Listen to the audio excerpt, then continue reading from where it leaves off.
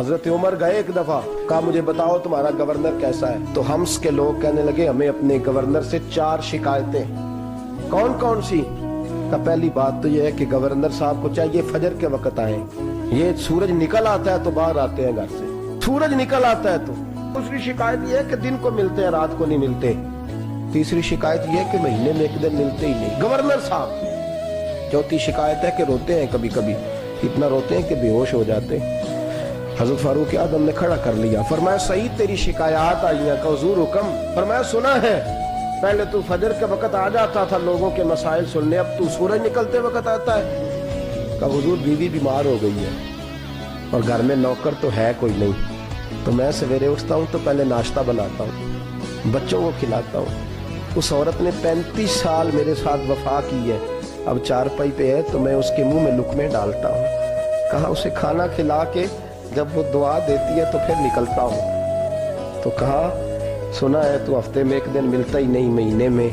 کہنے لگے حضرت جی جب مدینے سے آیا تھا تو ایک کرتا اور ایک تامت ساتھ لایا تھا، مجھے آج 2.5 سال ہو گئے ہیں، میں نیا لباس نہیں خرید پایا۔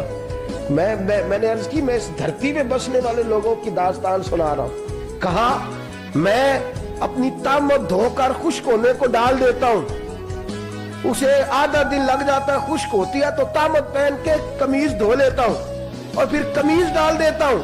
حضرت جی سارا دن بیت جاتا ہے تو باہر نہیں آ پاتا۔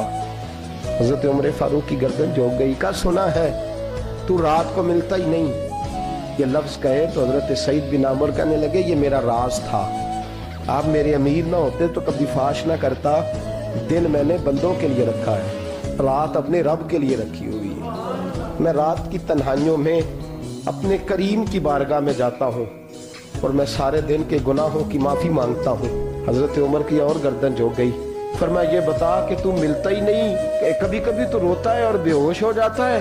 حضرت جی 40 سال کی عمر میں کلمہ پڑھا ہے، جب 40 سال کے پچھلے گناہ یاد آتے ہیں تو کب پھر میں ضبط نہیں کر پاتا وہ خطائیں، وہ پاپ، وہ جرم، وہ خطائیں۔